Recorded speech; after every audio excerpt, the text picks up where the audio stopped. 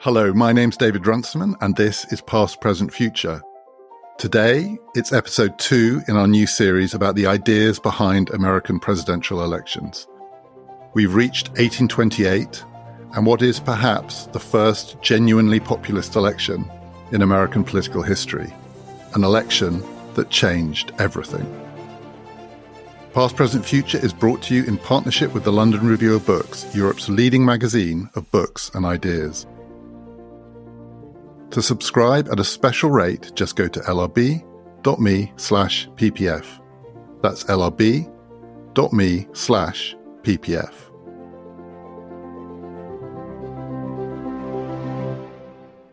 We ended the last episode, Gary, with you saying that the big change that's coming, not the only one, but one of the biggest, is the relatively rapid expansion of the franchise. So we're going to be moving from 1800 to the election we're talking about, 1828, from a narrowly constructed franchise to something much, much more involving the people.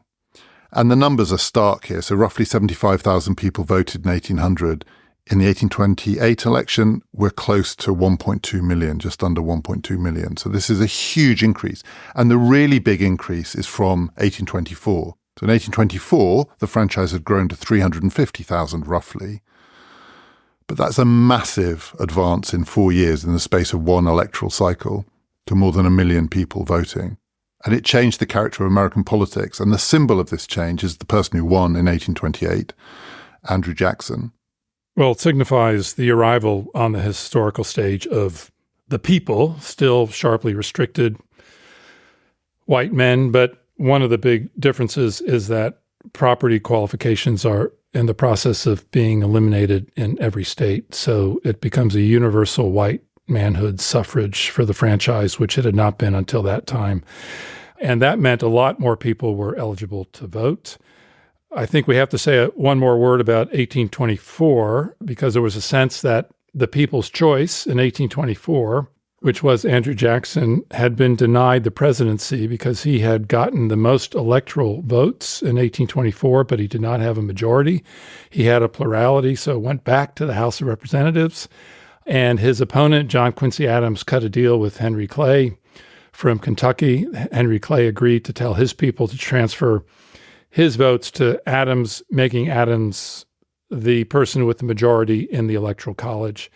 So the country was facing the situation where the person who had gotten the most votes, Jackson, had been stripped of the presidency. Now, it was called the corrupt bargain. It was called vile.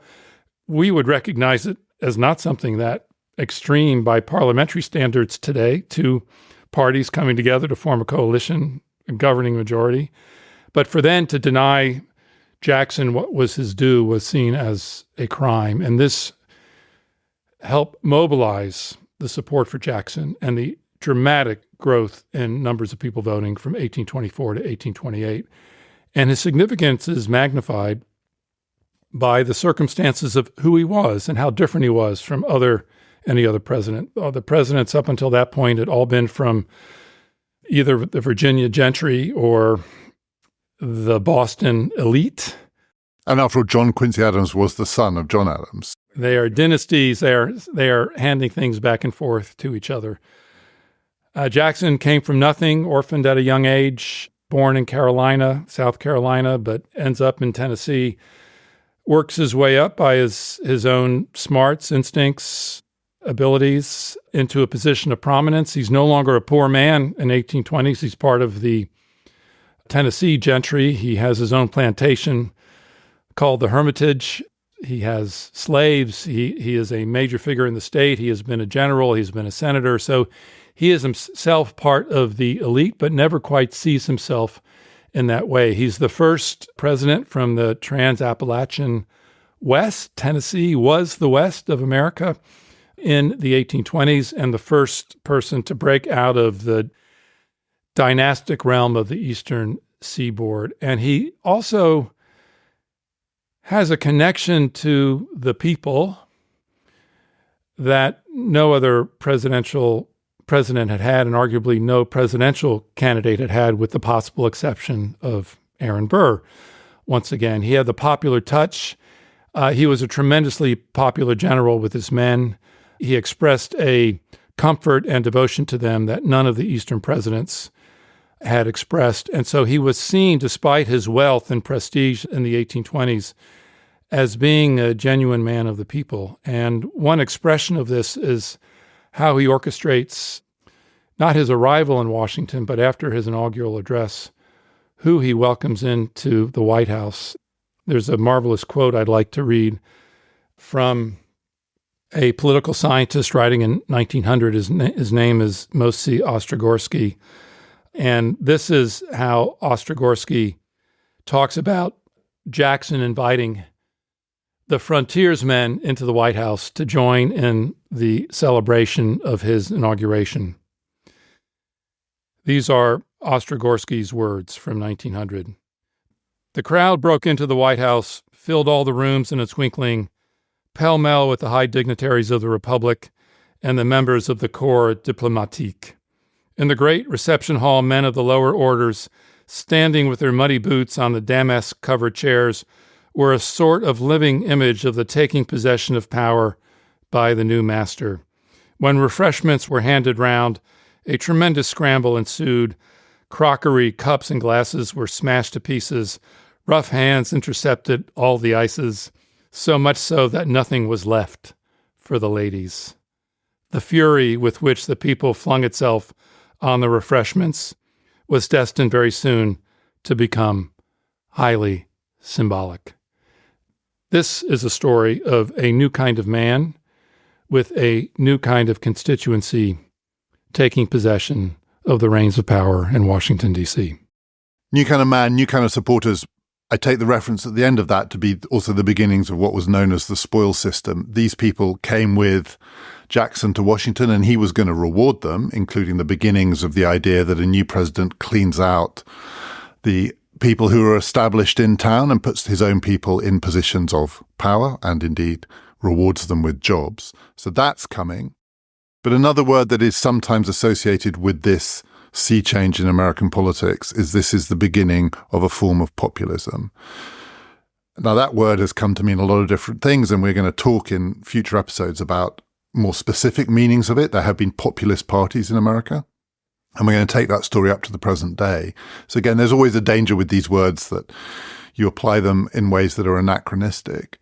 Nonetheless, a lot of what you describe does sound like a form of populist politics, that connection with the people, the outsider status, the idea that this man was coming in to undo an established set of relationships, and the reaction against 1824. So he was the defeated candidate in 1824, and part of the fuel of populism can be the sense that an election has been stolen, right? It's been taken away from you. You might say in a parliamentary system, sure, you get coalitions, but this is not a parliamentary system.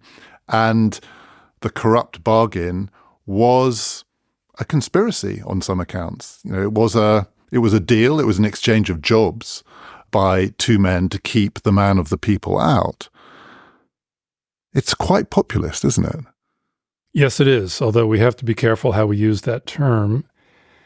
And I would say in the U.S., populism has both a positive and negative connotation, whereas in European politics, it's pretty much all negative in the sense that, yes, someone is posing as a champion of the people, but they are likely to be fraudulent in some ways, or if they're not fraudulent, if they're genuine, they do not respect necessarily the rule of law or impediments to the ability of the leader to express directly through his own person the will of the people. So populism in the European context is often associated with skepticism about constitutions, rule of law. It's all a conspiracy anyway, so I'm just going to put my loyalists and my people in charge of the judiciary, in charge of the civil service. I'm going to weaponize every aspect of government. And there are elements of this in Jackson.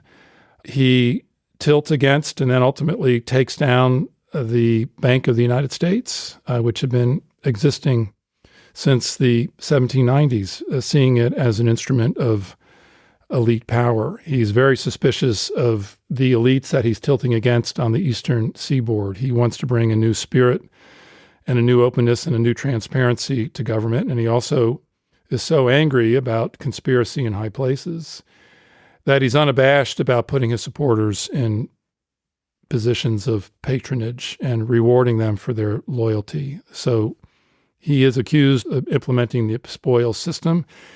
And using the word spoils is itself a giveaway. It's connoted by the opponents of this system that something untoward is being done here, and it's not appropriate for the proper functioning of government.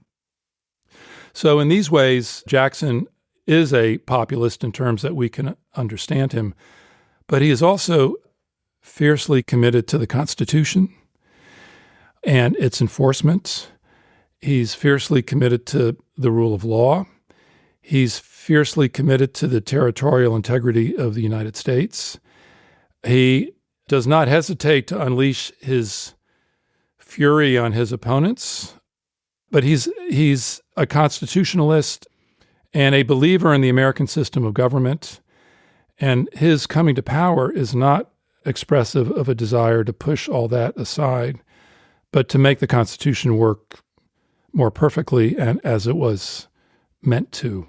And so he accompanies his rise to power with an emphasis on the law and the Constitution and its execution as he understands it. He's committed to the territorial integrity, but also the territorial expansion of the United States. And as you say, he's, by the geography of the time, a Westerner as much as he is a Southerner. Nonetheless, if you look at the electoral map, so he wins a pretty resounding victory. He's a populist, which they aren't all. And the division is pretty clear. The Northeast is still its own thing, and it's still the land of the Adamses, as it were. He's the candidate of the South and the West. How much of this is still he is the candidate of the South? And how much of that vision that he has for America, so yes, respecting the rule of law, yes, respecting the Constitution, a vision of a strong, growing, prosperous nation, how much of it is also a racial vision of America?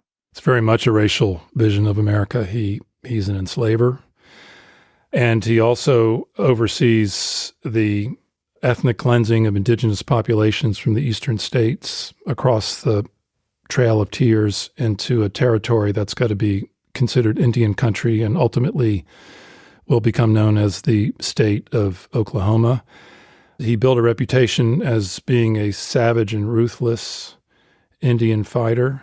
He had a vision of territorial expansion that sometimes, when he was a general, put him at odds with the civilian leadership of the United States. And at times, especially in Florida, undertook campaigns without clear authorization from Washington, D.C., so that he could do what he felt he needed to do to clear America, both of its internal enemies and also to fight the external enemies. His reputation soars when he beats the British in the Battle of New Orleans in 1815. So he's a warrior, and he is committed to elements of the Jeffersonian vision, which means once territorial integrity has been accomplished, once America has been cleared of its internal enemies and fortified against its external enemies, then the continent should be open for settlement of independent yeoman farmers, settlers marching across the country for their homesteads, pushing whatever indigenous peoples occupied those lands out of the way, taking slavery with them. There is, before he comes into power, and here is an example where he respects the rule of law. There is a piece of legislation passed in 1820 called the Missouri Compromise, which has to do with, for the Louisiana Purchase, vast territory out of which multiple states are in the process of being carved. Will they become free states or will they become slave states? And the Missouri Compromise of 1820 lays down a horizontal latitudinal marker at the 36th degree of longitude, 3630 to be precise. And any territory north of that is to be comprised of free states, with the exception of Missouri. Anything south of that will be slave states. This is a carefully crafted compromise to make sure that for each slave state entering the Union, there would be a free state admitted. So it retains the balance between North and South. And when he becomes president of the United States, he does not try and overturn the Missouri Compromise, which some of his successors are going to try to do. So for that, that's an example of law being settled, him accepting that, and him enforcing that as president and chief executive of the United States. The election itself, unlike 1800, it's not complicated in the sense that the popular vote translates into an electoral college victory. I mean, he gets the thing that the reaction against 1824 seemed to demand, which is there's no corrupt bargain going on here. The people do decide. He's broken away from the Democratic Republican Party, so it is now his party. And again, maybe as a signal of the populist element here, before his party became the Democratic Party, it was the Jacksonian Party. It was named after him. It's really his creation. It's the party of the South and of the West, but of other things too. The complexity in this election, I don't think, is electoral mechanics. It's one of the issues on which the election was fought. And it's a hard one to reconstruct because it was so important at the time. It was so heated. Passions, as we will see, ran so high on this question. But the word is really off-putting. It's about tariffs.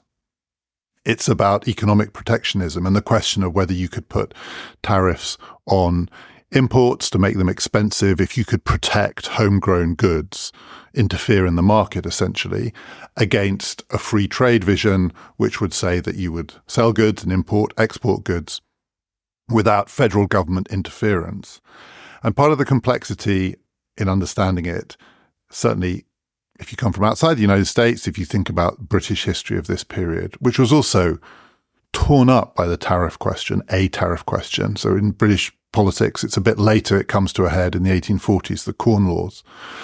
But in the British case, the Corn Laws, the imposition of effectively a tariff on imported grain to keep the price of homegrown grain up to support the people who owned the land on which that grain was produced. It was an establishment conservative idea. The tariff was there to protect a kind of agrarian vision of Britain, and it was passionately opposed by the people in the cities, the people in the north, Birmingham, Manchester, the manufacturers, the industrialists who wanted to reduce the price of grain and then have a free market system so that they could trade because they were the outward-looking ones. And the defenders of the Corn Laws seemed like the introverted, insular agrarians.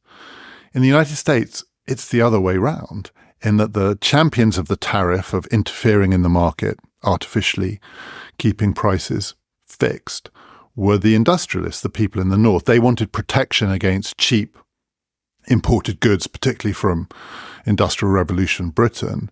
The people who wanted to get rid of tariffs, who wanted a free trade system, were from the South. It was the slave states. And so there is this puzzle looking at it from the outside. It just sort of, I'm not saying it doesn't feel right because it's true, but it's just hard to square, which is that in this story, the South, the part of the country that Jackson represented, was passionately opposed to the tariff system. They were the free traders because they were trading cotton with Europe. And they were the ones who were outward looking. In a sense, they were the ones who wanted to be plugged into the global economy. And it was the proto-industrialists of the North, the wealthy financial elites of the North, who wanted protection. They wanted to be protected from the global economy, to grow internally. And part of the reason the South hated this is it made goods imported from the North more expensive. And this question becomes absolutely toxic in the Jacksonian era. And in the end, it splits the South.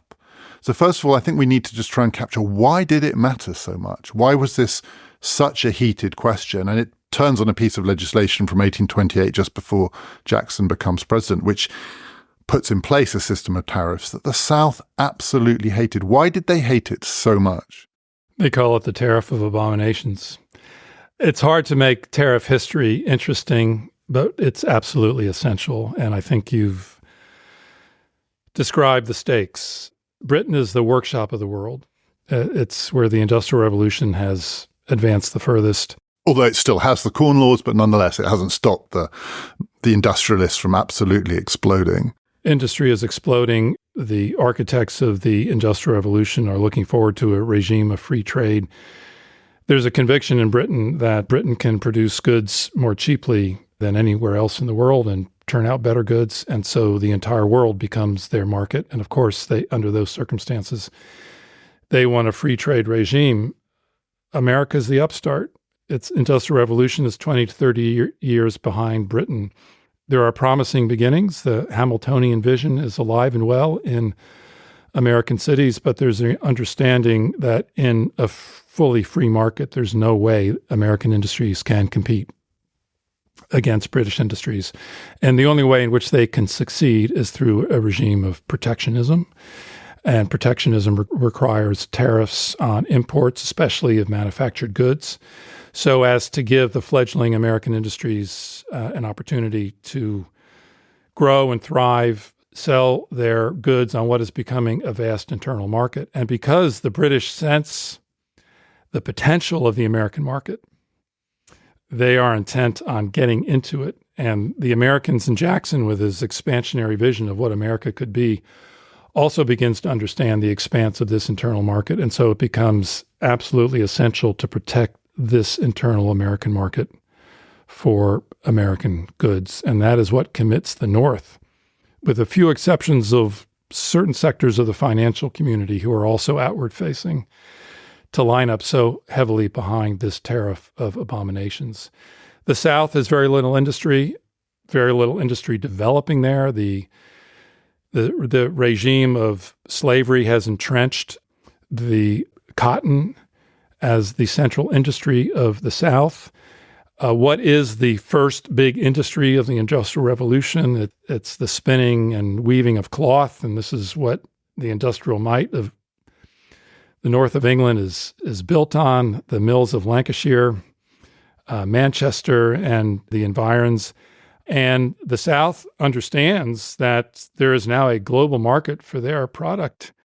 And they can produce their product cheaper than anywhere else in the world because they have the one advantage. It's a terrible advantage, which is their labor isn't just cheap, it is enslaved. It is enslaved. And so they want to preserve that, what economists would call a comparative, in bloodless terms, a comparative advantage in global markets. And they have a worry that if the tariffs are too high and there are retaliatory tariffs on cotton coming into Britain, that alternative sources of cotton will begin to appear for Britain with its expanding global empire, most notably India and Egypt, that there will be alternative sources, and that the lifeblood, which has infused the Southern economy with all kinds of dynamism, will be cut off.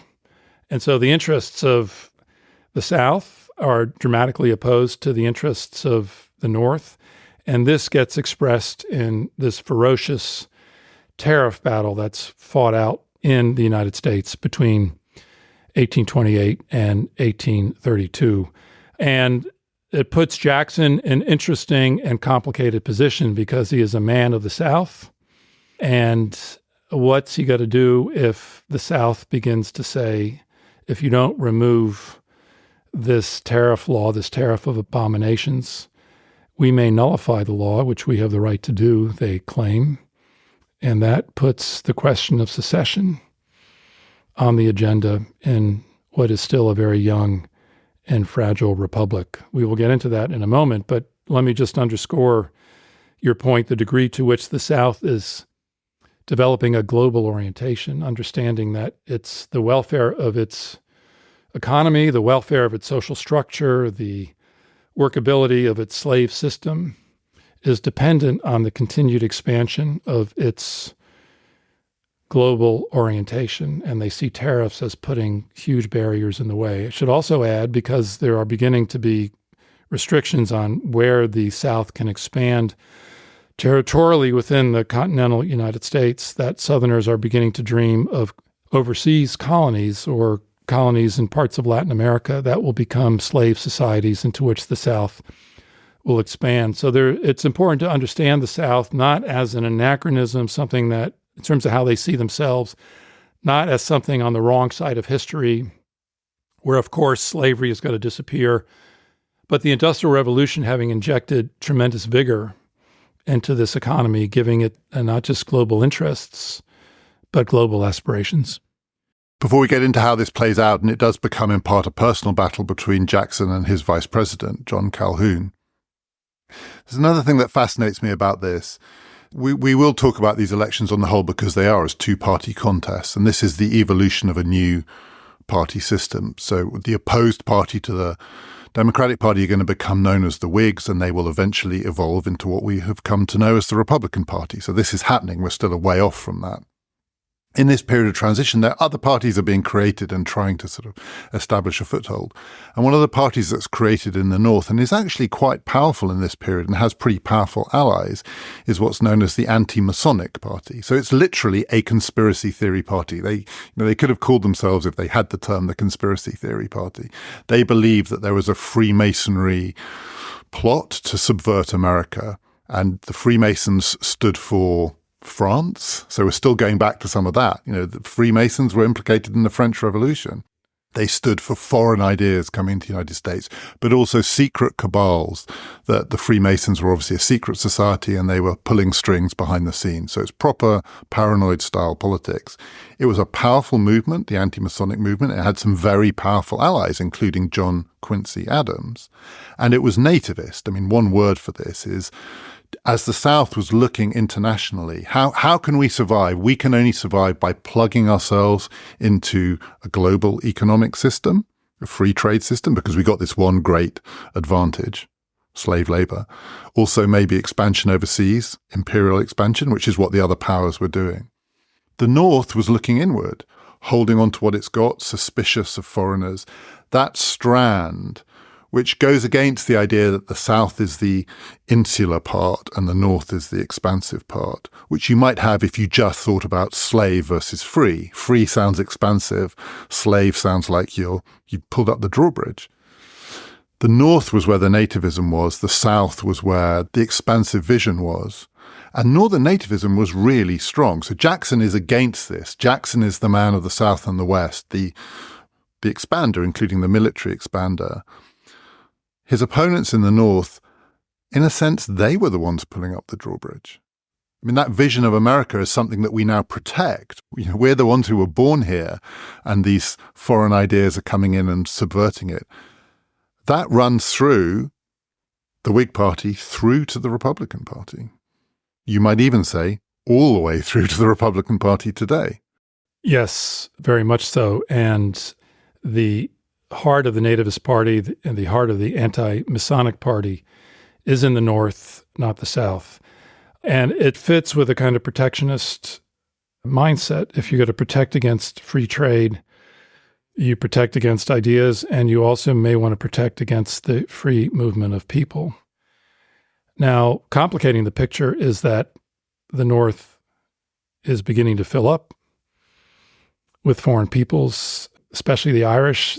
Irish immigration had been part of the United States from the beginning, sometimes what's called Scots-Irish, and that would have been Jackson's ethnic identity. So Scots-Irish are Protestants who moved from Scotland to Ireland and then came to the U.S. But by the 1830s, the numbers of Irish immigrants, Catholic immigrants, are increasing. And the entry of Catholicism on a mass basis into the United States is making a lot of people nervous because they accuse the Irish of being devoted to an autocrat, the Pope, that is not going to respect democratic practice in the United States. So the North is the site of the most intense nativist activity, and it's also the place where immigrants are beginning to populate the region because there's demand for their labor in the United States. And of course, the economic logic here is that the North is importing cheap immigrant labor. The South at this point can't import slave labor because we're coming to the end of slavery and certainly the end of the slave trade. But the South is built on enslaved labor. The North is going to have to be built on immigrant labor. So nativism is a reaction against the economic logic of the North, which is this is the engine of its future prosperity. And again, that logic is not unfamiliar today. Racist and anti-Catholic sentiment is obviously very strong in the South, but in this period, it's being felt most intensely in the North. Not anti-racist logic, but animosity toward Catholics and whether the American Republic can continue to be the American Republic if the North suddenly fills up with people who are slaves to the Pope, which is how Catholics were seen at the time. So in that context, it makes sense that the nativist parties are appearing and have their greatest support in the North rather than in the South.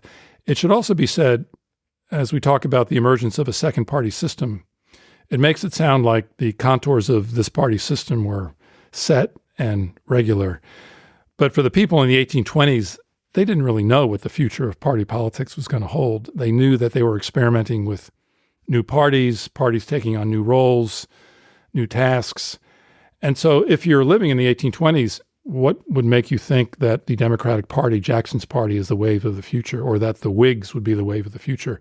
Perhaps your single-issue party, the anti-Masonic party, or perhaps a party against drink, which is going to become prominent later on, is going to become a prominent party. In other words, people are living in a world where which parties will come to dominate American politics is as yet unclear. And even though we can, from the vantage point of today, see that, of course, the Democrats and the Whigs were going to form the second party system. In the 1820s and early 1830s, they don't yet have the confidence that this so-called party system is in fact a system that's going to last from election to election. And that encourages the people, as they get involved in suffrage, not only to vote, but to say, I want a political party that's going to express who I am and what I want to see happen in the United States.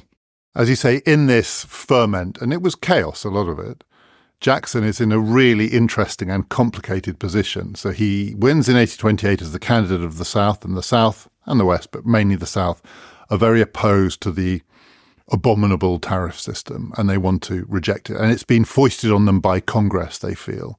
So they want a president who will stand up to it.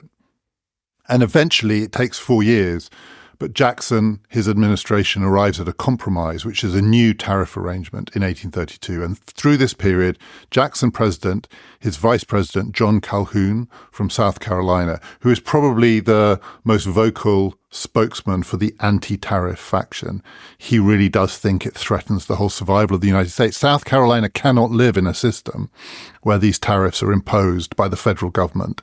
And he asserts that through the language of the ideas of state rights. So it is the right of South Carolina to decide how it's going to be oriented in any economic system, both the American economic system and a global economic system. It cannot have this imposed from the outside. He's vice president. Jackson is president. And Jackson and his administration come up with a new compromise in 1832, which strikes off some of these tariffs but allows some of them to stay.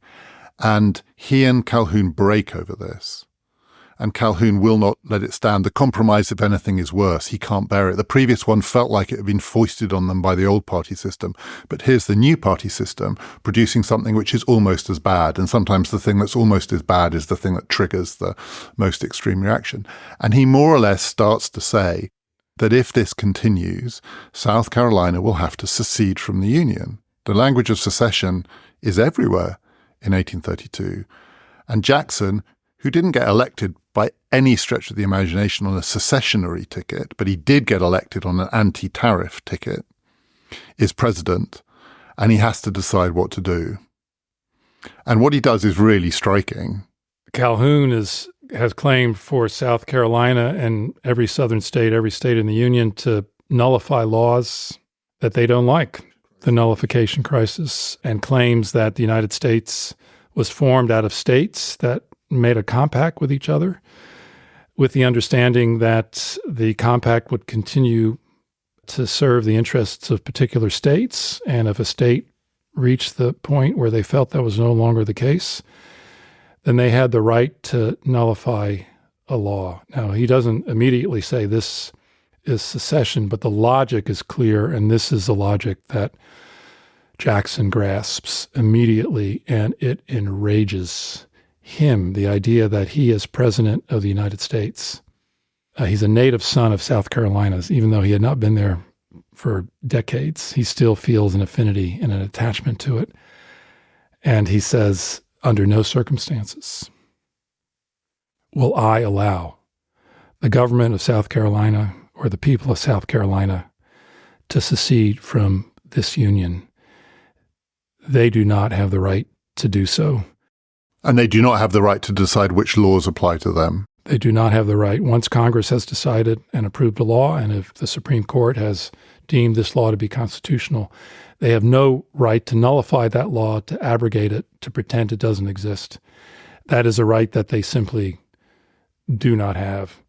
And he sits down to draft what he will call his nullification proclamation, thousands of words that he writes in a frenzy in very passionate and in parts eloquent prose, in which the power of this man and we might even say the savagery that lies just below the surface comes through. And if you read this text, and if you read it, you will not just feel its power, but you will come to the conclusion that Jackson's conclusion is unmistakable. If you persist in this, South Carolinians, even though I have affection for South Carolina, even though I'm a man of the South and West, even though I support states' rights, if you persist in this, I will war on you and I will destroy you. I will destroy you. This is the message that comes through in the Nullification Proclamation of 1832. Should I read an excerpt? Go for it. The anger and the conviction and the threat embodied in these words: declare that you will never take the field unless the star-spangled banner of your country shall float over you, that you will not be stigmatized when dead and dishonored and scorned while you live, as the authors of the first attack on the Constitution of your country. Its destroyers of the Constitution you cannot be. You may disturb its peace. You may interrupt the course of its prosperity. You may cloud its reputation for stability, but its tranquility will be restored, its prosperity will return, and the stain upon its national character will be transferred and remain an internal blot on the memory of those who caused the disorder. So I will kill you, and I will also make sure you get the blame. Yes. These are uncompromising words. I will attack you. I will destroy you. You will forever carry an eternal blot. What's so striking about this, and it does go back to something that I raised in the last episode, it's the man of the South who is threatening to destroy South Carolina, or at least the men of South Carolina who take to the field against his army. He will assemble an army to kill them. And it quite quickly diffuses the crisis, in the sense that they do very quickly after that reach a compromise that all sides can abide by. It feels like it does somewhat depend on the fact that, there's a sort of cliched version of this. It comes out in various different forms, that you have to have been on one side to turn against that side. Sometimes it's the Nixon in China thing. Only Nixon could open up China. Only the opponent of a certain kind of thing can then plausibly be the champion of it. Here is Jackson, who got elected with Calhoun to oppose what the federal government was trying to do to the South, talking this ferocious language in defense of the Constitution he's sworn to uphold. And it works. I mean, it succeeds. I don't know whether he cowed them into submission or whether simply they realized that the stakes were too high. And it's very hard to imagine a proclamation like that issued by, it wouldn't have been issued by John Quincy Adams, but you know what I mean, issued by a man of the North, doing anything other than inflaming the situation. Does it have to come from inside the world that it is threatening to destroy to work? More plausible as well, actually, maybe, not just because he's a military man. And the fact that this is coming from a man of the South rather than the Adams family of New England. John Quincy Adams himself issued very eloquent statements about freedom for African Americans and in some court cases, but his eloquence on this matter would not have carried the same weight, and he could not have spoken with this kind of authority. It's partly that Jackson is a man of the South. It's partly because he's the most celebrated military commander in the United States, and everyone knows about his record of military victory. And the savagery and the uncompromising character of his warfare upon those who he took to be his opponents. So the Southerners understand this language coming from a Southerner. And I think it did scare them and it did intimidate them. And it brought a short-term resolution to this problem and a compromise on the tariff, which worked for a certain amount of time. But one wonders what was really going on in the internal reaches of Jackson's mind, because both Calhoun and Jackson knew, as men of the South, that the issue here wasn't just about the tariff. It was about slavery. The tariff was so important because it opened the world to American cotton, on which the plantation slave system of the South depended for its health and welfare. Jackson knew this, and he had to know at some level that there would be an instance in the future where the law that a Southern state might try and nullify would not have to do with the tariff, but would have to do with the law related to the slave system of the South. What would he have done? He must be thinking, what will I do if I'm confronted with the law that threatens existentially the slave system? This is what Calhoun has in mind. And out of this moment, he's got to continue to develop theory of nullification, and also he's then going to embellish it into a theory of what he calls the concurrent majority. And the concurrent majority is a theory of government that says in order for a law to be valid in the United States, it must not simply have the support of both houses of Congress. It must have the support of both houses of every state legislature, giving every state legislature kind of a veto over national legislation. He is worried, Calhoun is worried about the North outdistancing the South. He sees an industrial dynamism in the North that is going to increase its wealth, its sway, its influence. So he's not thinking simply about the tariff. He's thinking about the future of the slave system when it comes to hold a shrunken part in the American Republic. And he sees no alternative but to establish in law and constitutionalism a justification for the South opting out. This is part of his project, and this is a project he's got to continue to develop. And those states that do secede from the Union in 1860 after the election of Abraham Lincoln are going to draw on Calhoun. What is Jackson thinking about this matter in this moment? We don't know, but given how keenly he understood this, not just as a constitutional matter, but as a matter for the South and as a man for the South, how did he safeguard his own fears for future threats to the South, which would come over slavery rather than the tariff? The tariff he could handle. Slavery he could not. But this is a moment where he is empowering the federal government to act against a Southern state that lays down a precedent that had to be troubling to him. As you say, with hindsight, we can see this evolved into a relatively stable party system that lasted for a generation.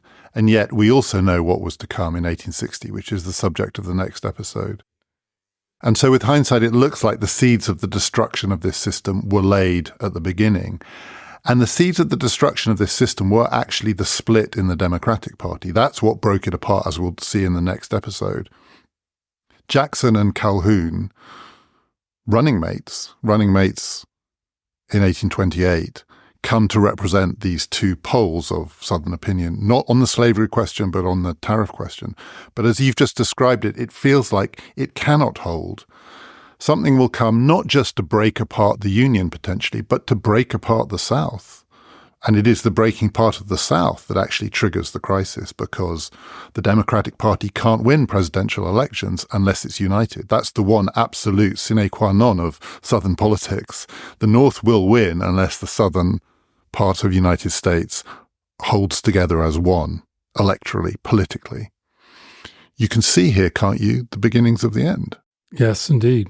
Yes, indeed. one of the variables here and one of the wild cards had to do with westward expansion or overseas expansion of the slave system.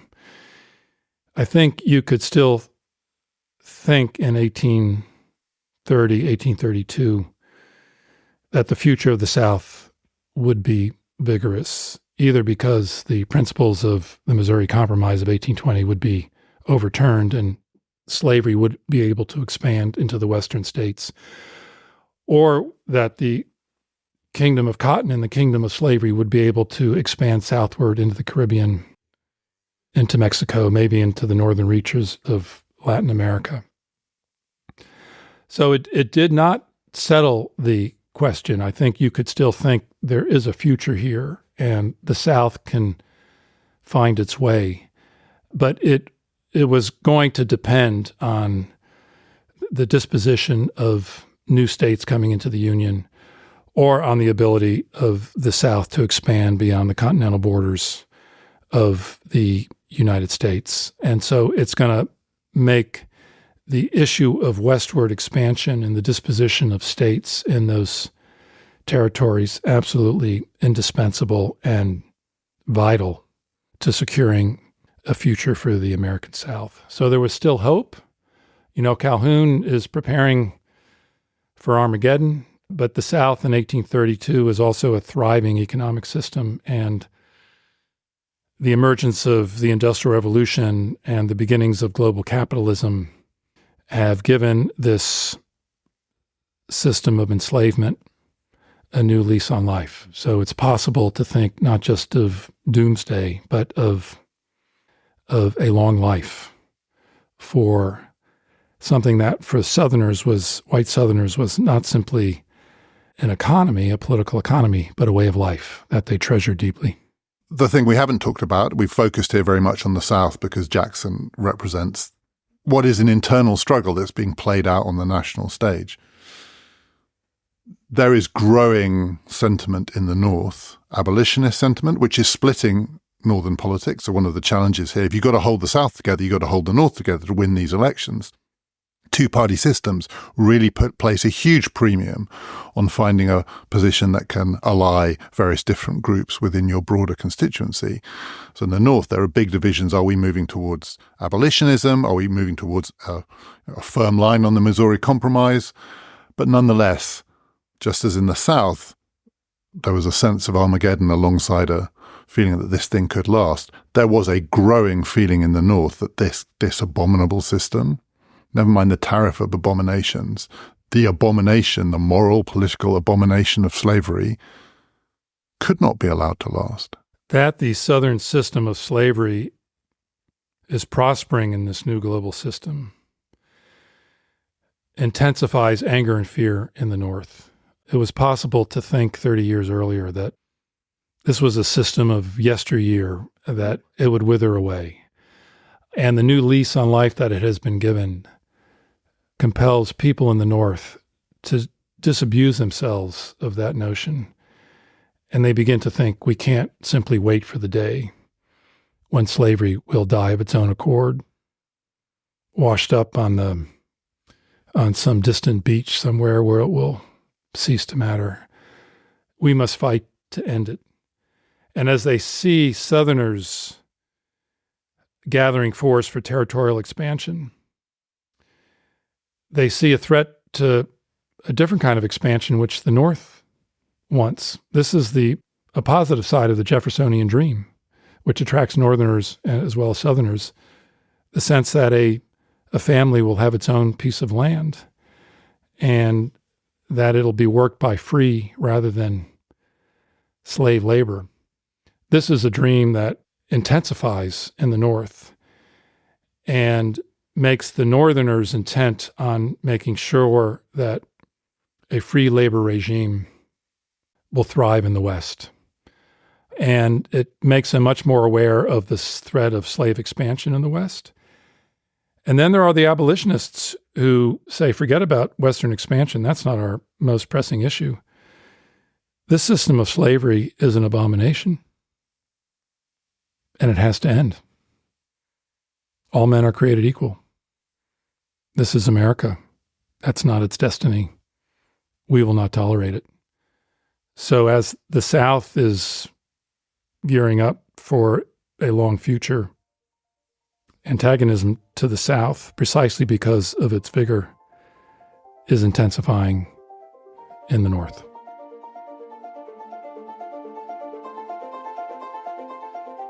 The next episode in this series is going to take us forward to 1860, the election that comes just before the Civil War, and the election that sees the arrival on the American stage, on the world stage, of the man that many people still think is the greatest of all American presidents, Abraham Lincoln. How did he win, and why does it matter so much? To get our new, free fortnightly newsletter, just click on the link that you'll find in the show description for this episode, or follow us on Twitter @PPFideas, and you'll find the link in our link tree. It's free, it's every fortnight, and it's a guide to this podcast, reading, writing, watching, and listening that goes along with these episodes. We are aware there was a problem just for a few hours on Thursday morning with the link in our episode description for the last episode to sign up for the newsletter. That's all been sorted, so if you click on the link with today's episode, you'll be able to sign up just fine. This has been Past, Present, Future, brought to you in partnership with the London Review of Books.